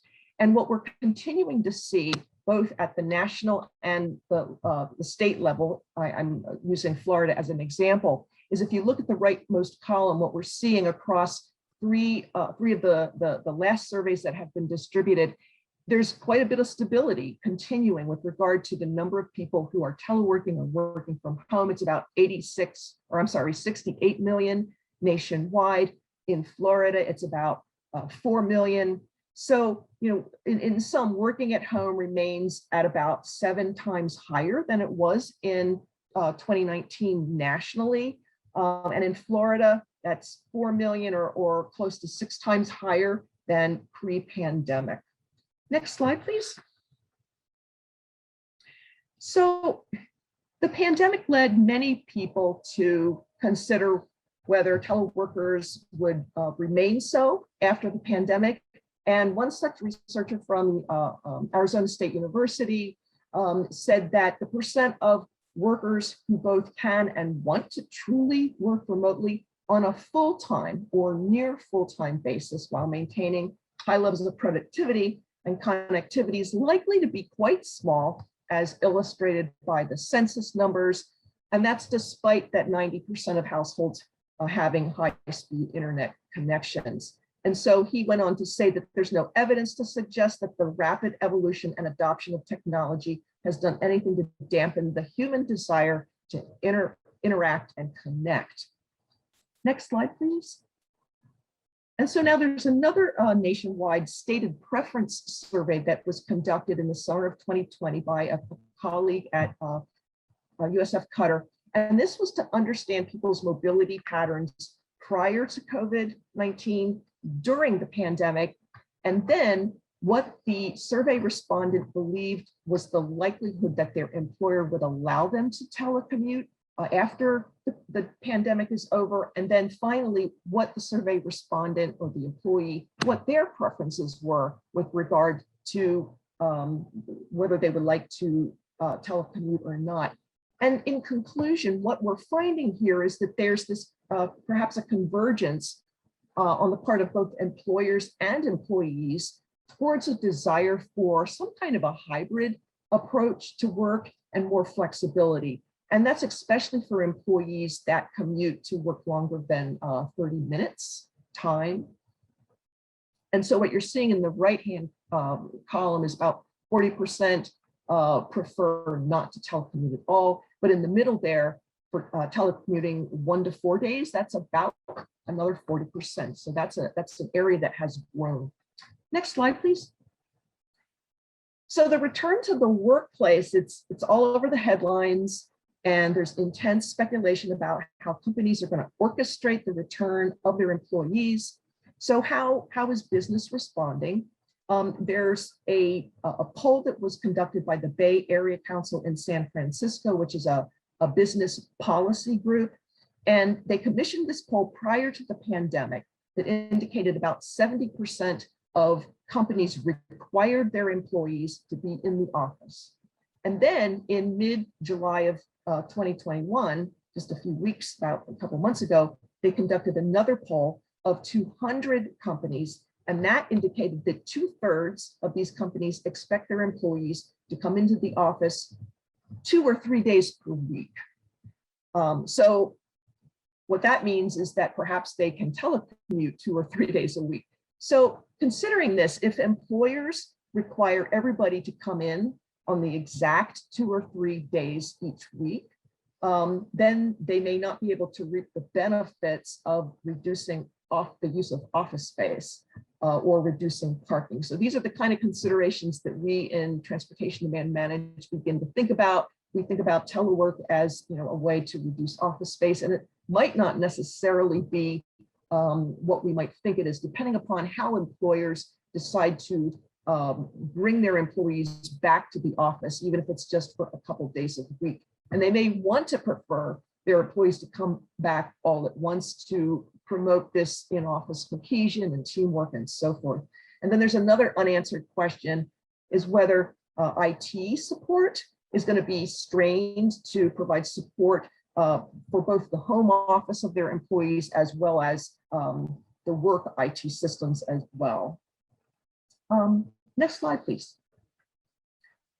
So with regard to orchestrating this return to the office as part of a hybrid approach, Global Workplace Analytics conducted a survey of both employees and managers to find out their perceptions and their preferences. And the survey found that the greatest concerns of managers is maintaining a sense of teamwork, group cohesion, maintain effective communication and employee engagement.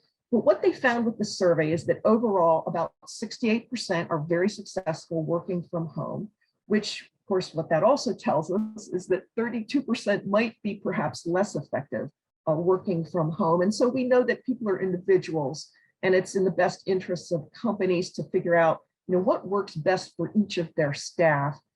Some people are not cut out for working from home. And one of the interesting findings of the Global Work from Home survey had to do with generational differences, in particular, Generation Z, which are people who were born 1999 and later. That's perhaps the youngest cohort of workers, that they tend to have a little bit more trouble working from home. Next slide, please. And so we're finding that success requires a combination of the right temperament for working at home and also the right resources to be productive, including ergonomic chairs and desks, dual screens, and the right technology to successfully have remote meetings and to collaborate. But what we're also finding as well is that in that survey, they found that Generation Z also wanted to work the least number of days per week at home. So what we're finding is perhaps generationally, there are different needs depending upon the age of your employees, that younger employees really want that face-to-face interaction with their coworkers. Next slide, please. So here are some recommendations from Global Workplace Analytics that commuter systems can do to provide services to their organizations in their service areas. And these would include things like helping your employers survey their employees to assess the employees' work experiences and what their preferences are with regard to working arrangements from home, help with formalizing remote work programs, policies, and practices, as well as optimizing the real estate footprint to perhaps provide some savings to the company. Next slide, please. So there are state income and business tax implications to teleworking that have become more pronounced during the pandemic. And this is specifically changes to location where the employee conducts the work. So in other words, in this case, teleworking, and it has tax implications if the employee lives in a different state from the location of his or her employer. And so what we're finding is that every state is different, but generally speaking, state law requires employers to withhold tax or state income tax from their employees' paychecks based on where an employee performs the work. So traditionally, that location would be the employer's work site. But then as a result of the pandemic and the fact that many employees have been working from home for many months, this has raised a lot of questions about which state the employee owes state income tax to. And so it's important to note that every state is making its own rules right now relating to telecommuting, regarding under what circumstances an employer must withhold state income tax from an employee's paycheck, whether it be to maintain the original state income tax withholding arrangement prior to the pandemic, or if it's something else reflecting a longer term shift to working from home. But the main takeaway here is for the commuter assistance programs to make sure that the employers in their service areas are aware of this if they have telecommuting employees living in other states. And this might be a consideration with regard to a hybrid teleworking arrangement where employees work a few days from home, they work a few days in the office. And this is because some states have thresholds that define the number of days that an employee can work in that state. And then anything over that threshold triggers the requirement for that employee to pay state income tax to that state. Next slide, please. So right now, many states are passing new laws to address these issues because every state wants to maximize the amount of state income tax that it collects. And as a result of this, right now, states are suing each other, and employees might be caught in the crosshairs of this and find themselves owing state income tax to two states instead of one. It's oftentimes referred to as double taxation. So Florida does not have a state income tax, which makes Florida a great state to live in and telecommute from. During the pandemic, our neighbors to the north, Alabama and Georgia, are not requiring residents of those states who work for a Florida employer to pay Alabama and Georgia state income taxes if they're telecommuting from home. However, Florida employers need to pay attention if they employ persons who are telecommuting from other states, for example, states in the Northeast like New York. Next slide, please. So many businesses now are offering products to help manage a company's desk and conference room needs. Companies can save a lot of money by leasing only the amount and type of commercial space that their company needs. And that's if their companies do not require, once again, all their employees to come in at the exact same time. So there are a number of digital platforms right now that can enable office and workspace sharing. And so these are platforms that include a variety of features, like including employees being able to reserve a workspace on an interactive floor plan. You could also reserve parking or bicycle parking for just the dates and the times that you need it. These platforms provide a seamless and touchless check-in, which is important during the pandemic. There are ways to partition employees to maintain social distancing within the workspace, as well as staggering the use of the office space. So hoteling requires reserving a specific workspace ahead of time. This is as opposed to hot desking, which might require a check-in, but with hot desking, the workspaces are first come, first served. So the Association for Commuter Transportation, Telework, and Alternative Work Arrangements is a good resource for information about how your program can offer assistance to organizations in your service area regarding telework as well as hoteling.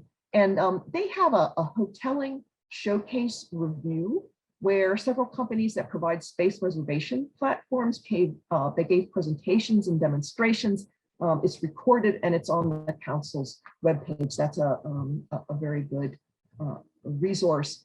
And I believe that an example of a workplace that is currently planning to use hoteling is the Houston-Galveston Area Council. And I noticed in the chat, Deborah Mayfield is in attendance, so she might want to weigh in on this if hoteling is already beginning to happen. And then next slide, please. And then lastly, commuter assistance programs can make employers in their service areas aware of the best workplaces for commuters telework certificate. So the telework certificate, which is in partnership with ework.com, it's an online 5-part telework certification series. And this is to help both employees and managers learn how to stay organized remotely, be more productive, more efficient, know how to best communicate within a remote setting, how to maintain the ability to work as a team player, and also remain visible to your organization while you're teleworking. So 1 seat for the telework certificate is free as part of the membership to all of the approved best workplaces for commuters, members, and partners. However, access to the telework certificate also is not limited to just the best workplaces for commuters. You can get access to the trial versions of the managing a distributed work team, as well as the module on working on a distributed work team on a 30-day trial period. So with that, that's my presentation. Thanks for listening. Well, thank you so much, Sarah. This has You're been welcome. very interesting. I had a question and then my mind just went blank. Oh my God, a senior moment. I should have written it down. Well, let's go to ones that we have here. Vanessa Wheeler is asking, what surprised you most about the data, particularly from the employee survey reported preferences? The reported preferences.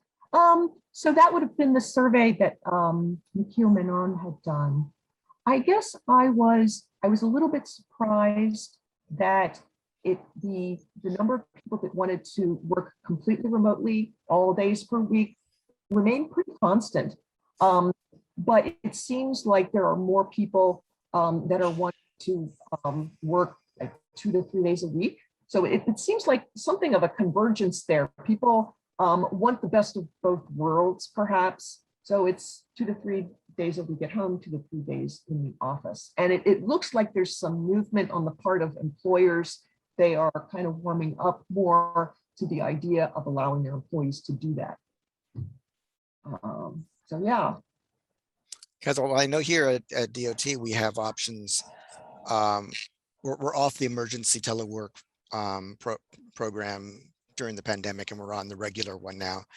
And with manager approval, you can work 2 days in the office and 3 days at home.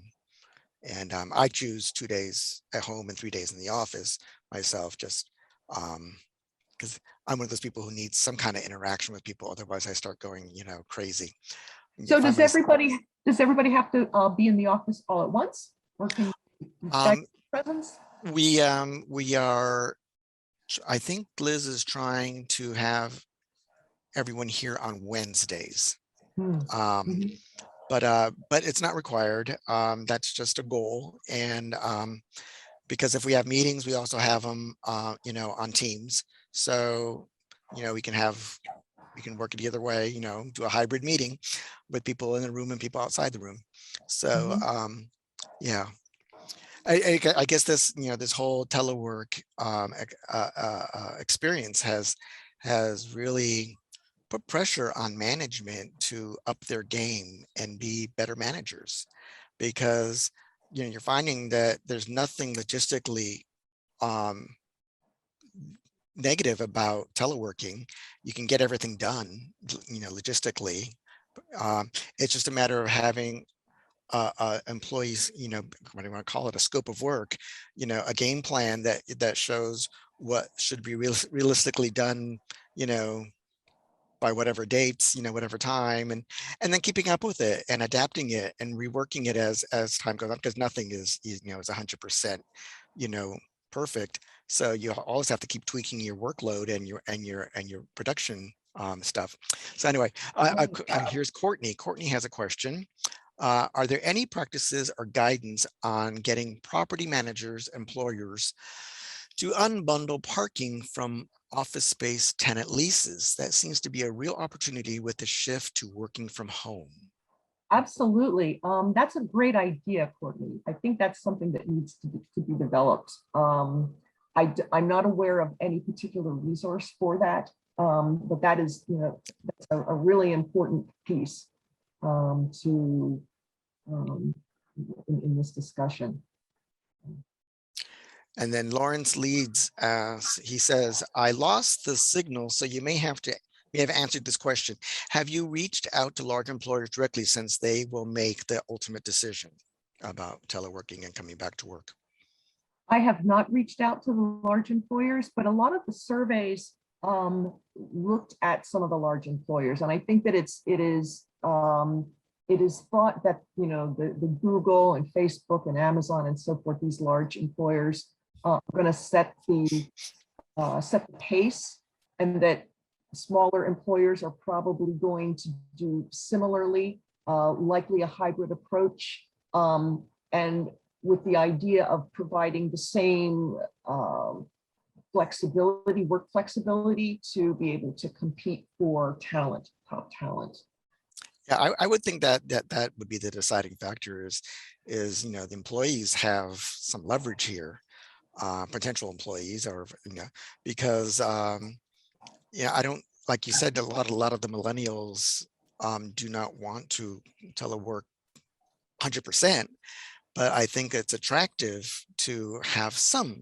The hybrid model I think is going to win, because there's some work tasks that work much better in isolation than in a busy office. Yeah, and I think that there are some certain types of companies where like design firms, where there's a lot of collaborative creativity, where there's some particular sensitivity with regard to their staff working at home 5 days a week, and there's an eagerness to get people back in the office to start up that collaboration again for purposes of innovation and creativity. Although there's a lot of differing of opinion about that, the degree to which people having to be face to face, does that really promote groupthink, or does it creativity?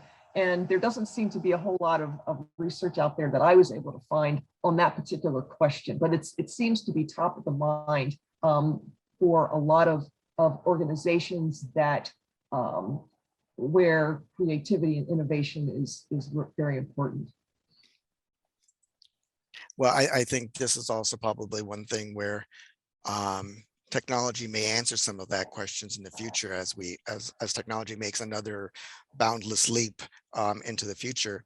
Because with the improvement through this whole pandemic, we've realized we need better broadband width and better Wi-Fi internet connections at the residential level, and who knows, you may be seeing in the near future like a Star Trek like holodeck, where everyone enters into the meeting and can see everything remotely, and so you can have that collaborative experience without actually being physically there.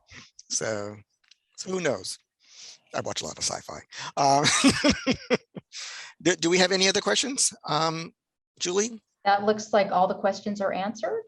So we have no more questions. Well, thank you, Sarah. That was very informative. Okay, we are running very well on time, aren't we, Julie?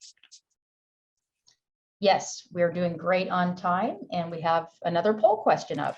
Poll, Vanpool. Based on the National Transit Database, the number of unleaked passenger trips in Florida Vanpools dropped about blank from FY20 to FY21. You can only pick one. Was it 10%, 25%, 50%, or 80%?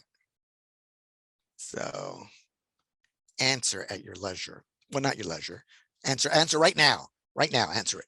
And because that will bring up our final presenter today. And like I said, we're running really well. Everyone took me to heart yesterday when we had our little, was it yesterday? On Friday. We had our little meeting on the logistics of this summit. And I told people, no, don't go over, because then the last presenter will have very limited time, and it might end up being, like the Jimmy Kimmel show where Matt Damon never gets on because everyone else runs over. And so, we didn't want that for poor Allison. But our next presentation will be District 1 Regional Vanpool Program, providing a new choice in Southwest Florida. Earlier this year, District 1 launched a new regional Vanpool program in partnership with Commute with Enterprise, and Allison Evanitz, I hope I'm pronouncing your name right, program manager for the Commute Connector, will provide an update on the program's early successes and insights on what is driving employer and commuter engagement towards vanpooling in Southwest Florida. Allison is heavily involved in the recently launched Vanpool program, and she is finding great success in working with local businesses to help them attract and retain talent by providing transportation benefits. I believe she comes to us in Florida by way of Pittsburgh, and where I hope she was not a very big fan of my Browns' arch rivals, the Steelers. A little known fact about Allison is that she's quite the linguist, and she speaks fluent Norwegian and is learning Gaelic online. So do we have our poll results? Okay, 5% said it was a 10% drop. 17% said it was a 25% drop. 38% said it was a 50% drop. And 40% said it was an 80% drop.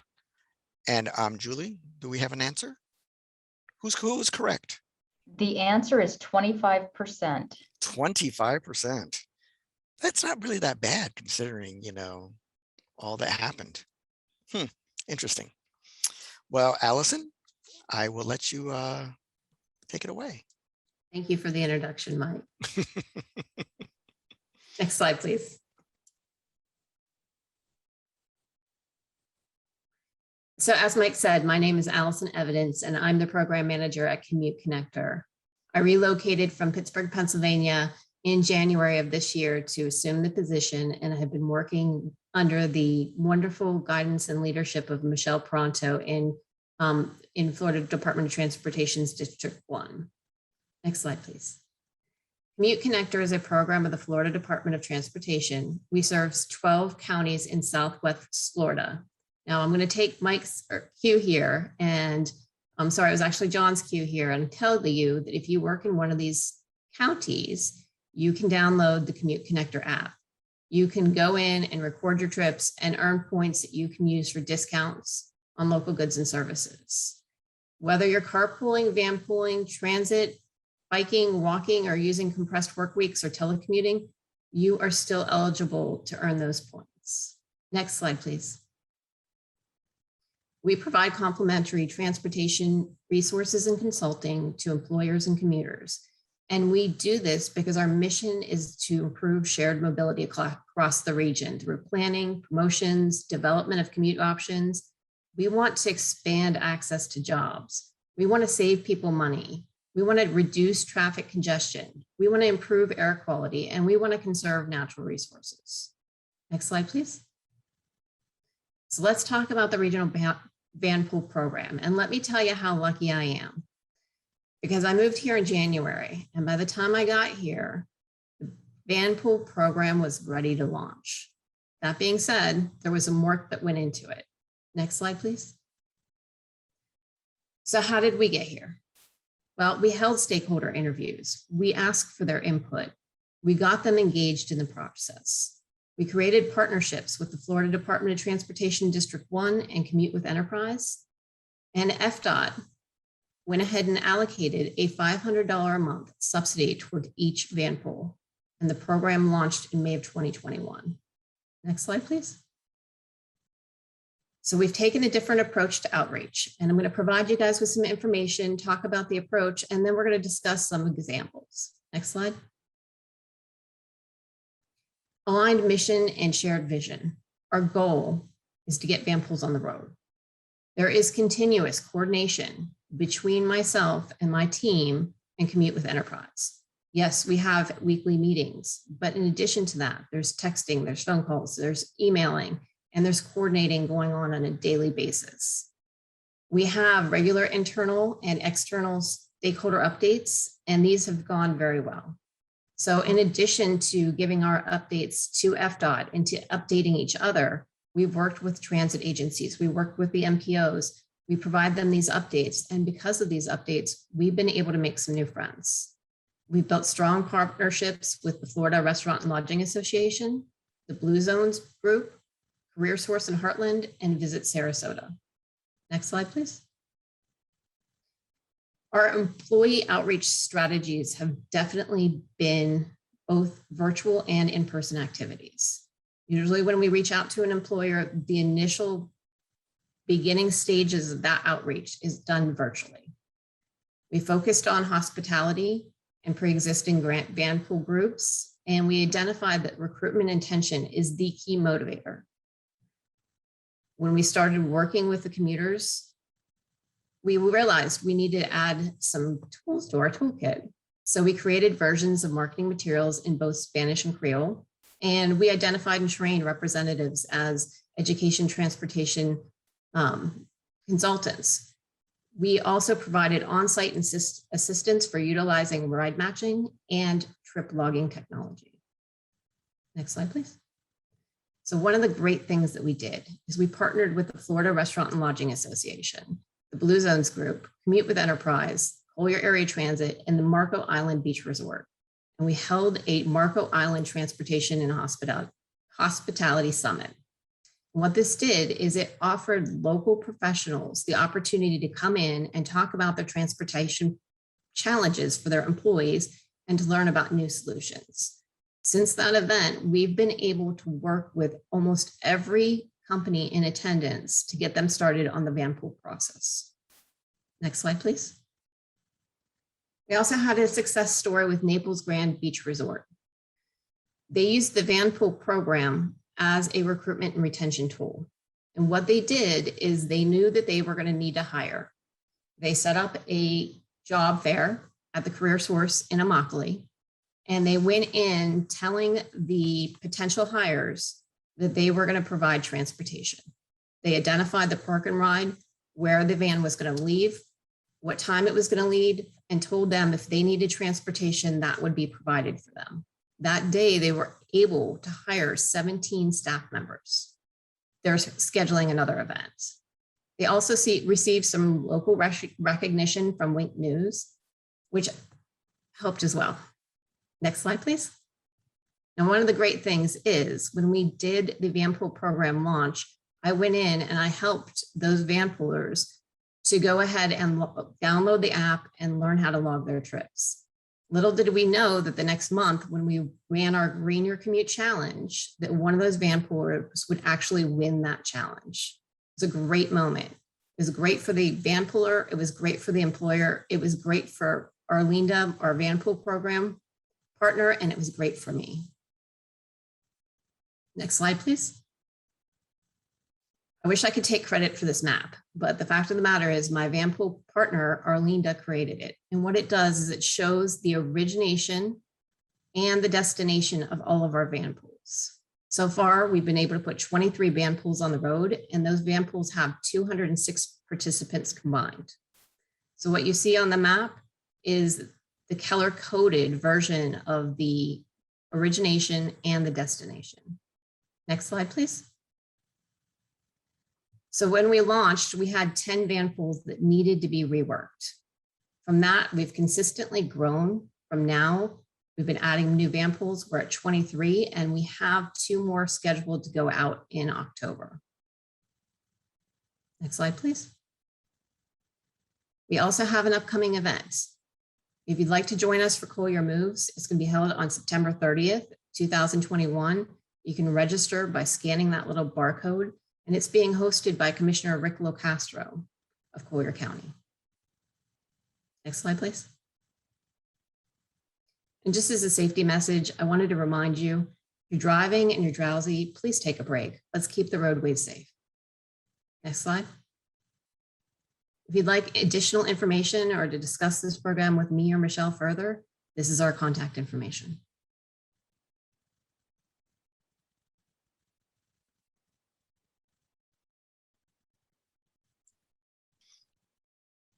Where am I? Oh, there. Okay. Well, thank you very much, Allison. Do we have any question? Here we have a question. What was the biggest obstacle feedback you heard from commuters when working with them to try Vanpool programs? What was the winning tactic to overcome these challenges? One of the great things about focusing on the employers as opposed to necessarily the commuters is we found that because they want to attract and retain talent, they're providing additional subsidies, making the vanpooling program extremely attractive.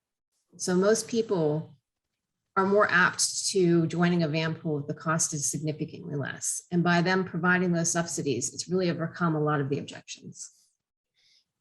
And someone else asked if there was, did you do any cold calling with the hotels in Marco Island? Constantly, constantly. Constantly? We are always cold calling. Okay, let's see, any other here? There's the whole vanpooling issue in District 1 is very similar to the issue in District 3, because in District 3, it's, you had the whole hotel worker issue on the coast, there on the Gulf Coast, and but they live far to the north of I-10 in those areas, and so you have to get them from there down to the hotels. And the same thing in District 1, you have all the hotels and employers along the coast, but people live further in more of the inner counties, and getting them over. Is there much say a park and ride aspect? Do the vans meet in a location and people meet at one spot to get on the van, or is it dispersed? Every group does it a little bit differently. Okay. But we have been able to identify park and rides, and you can do that through the Commute Connector app as well. We identify park and rides, and a lot of the employers will, kind of set the stage. If they're going to pay for the van pool for their employees, which many of them do, they'll say, hey, here's where the van is going to meet, and it will be at one of those park and rides. And Phil is so good about, embellishing stuff that we say for the out-of-staters who have no clue what District 3 or District 1 or District 5 is. So, and yeah, he explained District 3 is the whole northern panhandle section of Florida, and District 1, where you saw on the map that Allison showed, it's the whole southwestern section of Florida from Tampa south. So did you, like, I asked John about trying to get people to change their travel pattern. Has it been harder because of the pandemic? Have you had to address more concerns with people on getting them to think about vanpooling? One of the great things that our partner Commute with Enterprise does is they provide a clean kit starter kit. So there is, a bottle, there's a disinfectant tab, there are paper towels in the vehicle, there's maps. Some of the van pools actually have implemented a thermometer. So when they're going to get started, before anybody gets on the van pool, everybody gets their temperature taken and records it. And, a lot of employers are doing that anyway. So it makes it easier, because by the time they've gotten to the work site, they're already cleared. And let's see here. Okay, Lawrence asked that basically the same question I asked earlier about a concentrated area. Because have you encountered requests to have the van serve a shuttle type purpose? Yeah. And that's really not the way that the Vanpool program works. Although there are some shuttles starting in the Marco Island area, they are doing a trial. The Blue Zones group is actually doing that as well. And there's another one that MCAT has running as well. So, we want you to try vanpooling, but we want you to try, mass transit. We want you to try, teleworking. We want you to just use an alternative mode of transportation. And for everybody, that's a different mode. So that this Vanpool program is not providing any kind of shuttle service. No. It's a different entities. Correct. Angles are providing. Okay, very good. So where is Commute Connector headquartered? Where are Bartow. you? Bartow? Mhm. So you get to live in Bartow, or do you live in Tampa? Actually, I live in Venice, so I'm in Venice. Sarasota. Oh, okay. Kansas. That's so you still live in District 1. Yeah. I Okay. do, yes. I'm sure Michelle made that probably a requirement. Let's see. Any other questions, Julie? Are we? It looked like Tom had his hand up, so I don't know if he still has a question, but Christine did unmute him. So Tom, did you have a question you wanted to ask? I must have accidentally hit the wrong button. No, I don't. My apologies. Wow, you couldn't even make something up? Okay. Well, I guess I do. I guess I would have a question while I'm thinking of it. So how does it work with employers? So how can you guarantee to employees that they will be given transportation to work before you've done the background check on the volunteer driver? That's a fantastic question. And, usually that's one of the things we do ahead of time. They had identified some individuals that were currently working at the Naples Grand Beach Resort that they knew that they were going to ask to volunteer as drivers. So that had been done prior to launching that van. That's great. Okay. Well, Allison, thank you very much for your presentation. And I think we are pretty much done for today. We ended way ahead of schedule. So poor Allison, or good for Allison, she did not get the Matt Damon treatment today. And so I would like you all to join us tomorrow. And Julie wanted me to remind you all that I believe they're sending out a evaluation for today. And if you fill it out, then if you are in the Commuter Choice Training certificate program, then you get credit for it. So how's that for enticement? And I would like you to join us all tomorrow for where we're going to talk about, I'll give a brief state of the commuter assistance program in Florida from the state office level. And then we're going to talk about new times and new audiences from the very dynamic Courtney Reynolds. And then we're also going to have Complexity is Your Friend, New Transportation Systems will Adapt to Climate Reality. And that will be by Paulo Núñez Ueño. And then we'll wrap up the presentations with the state, the town, and the private sector, common vision, different perspectives by a tag team duo from South Florida with Michael Zayas Morales and Jeremy Mullings. And then we will, wait, we have one more, that Commuter Assistant Program Research Highlights from Phil. And then we also will have the Travel Choice Awards and the Commuter Choice Certificate graduates. And I hope you all use your coupons that you got for your Baskin Robbins snacks. Julie had sent those all out via Zoom. And so thank you for that. That's like a little thank you for attending. And no, you didn't get any coupons for Baskin Robbins snacks, but anyway, I wish we could. But anyway. Oh, and Phil said, and drink tickets for at your local craft brew bar. So anyway, thank you. And we'll see you tomorrow, same time, same place.